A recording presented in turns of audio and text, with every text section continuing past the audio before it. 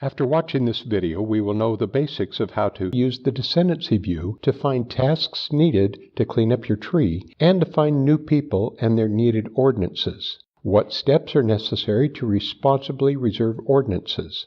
How to use the Find feature to find a specific person on FamilySearch and to determine if we are related to that person.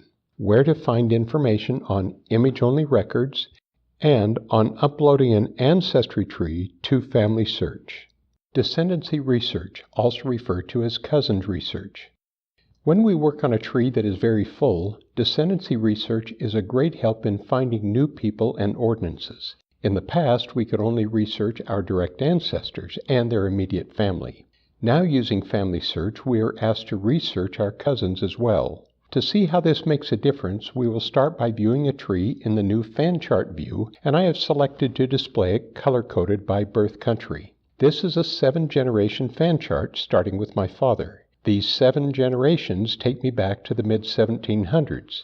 If we were only doing direct ancestors and their immediate family, as we used to, these 7 generations would consist of 126 ancestors. If each set of parents in these 7 generations had just 4 children, there would be 504 children with a total of 630 people in the tree.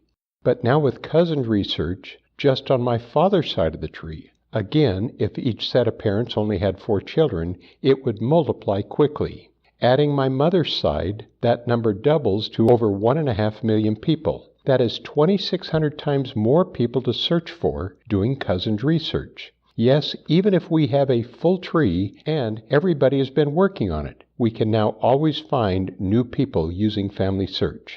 Using this tree, we will demonstrate how to use descendancy research. Notice how the number of portraits and the lack of green temples and record hints indicate this portion of the tree has been worked on a lot.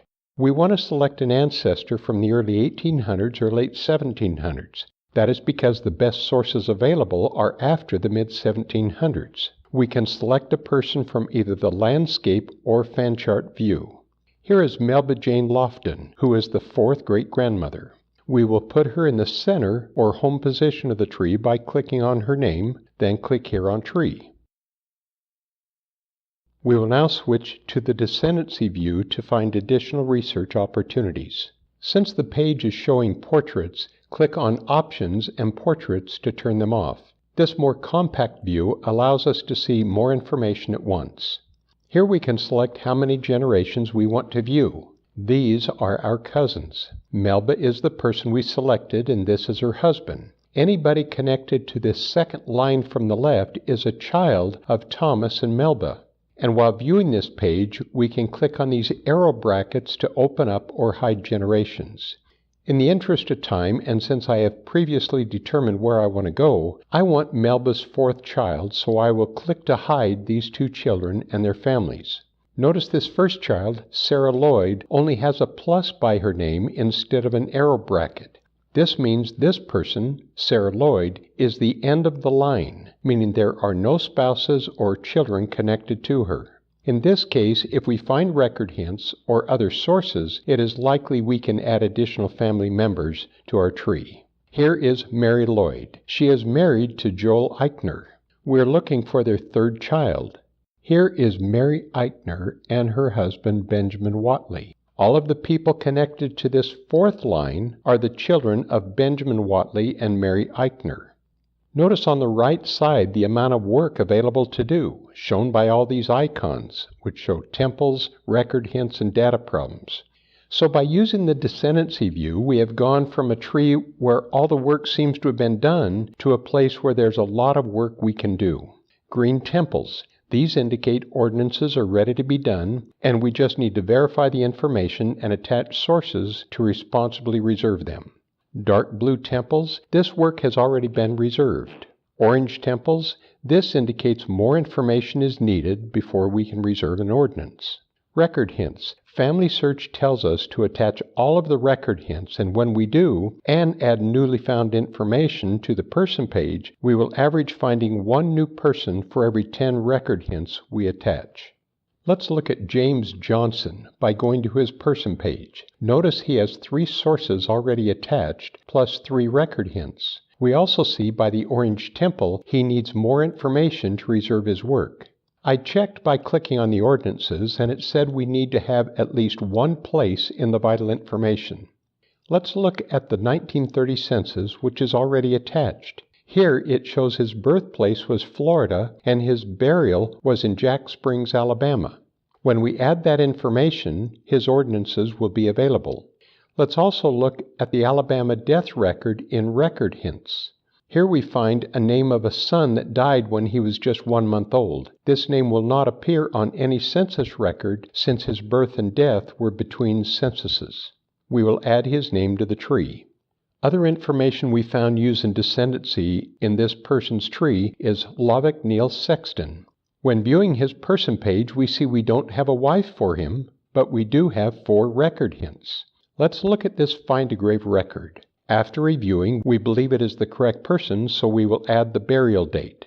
But we also want to look at the image on this record. When we do, we see more burial information, and we also see his wife's name. We will add all the new information we found, which includes her name, birth, and death dates, and the year of her marriage and her burial information.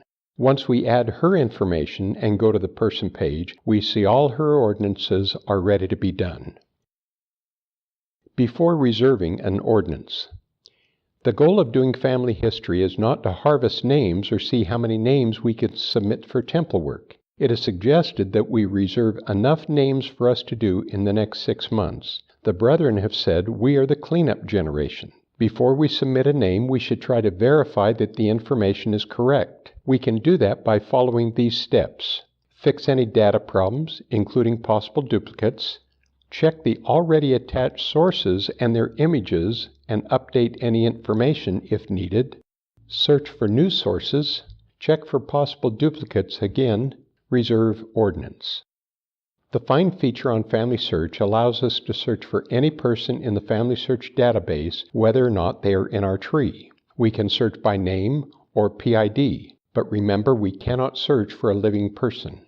We will demonstrate by seeing if we're related to someone. Remember, for me to see how you and I are related, I would have to search for your closest deceased ancestor because I cannot search for you because you are living. In this case, I will use Find to search for Marion Morrison, who was born in 1907. Here he is. I click on his name, then go to his person detail page. From here, I click on View My Relationship, and I see that he and I are 9th cousins. Image-only records. We will watch a short video to introduce these additional records. I'm asked often about the lesser known or less discoverable features in our search system. The biggest one that we have isn't really a search feature. It actually is in the data. Many people know that FamilySearch has billions of records available. They delight in putting in the name of an ancestor and getting back documents from that ancestor's life. It's like we opened a little window and shined a spotlight on the ancestor's life, and it warms their heart. Those billions of indexed records that are searchable only represent about 30% of the data at FamilySearch.org.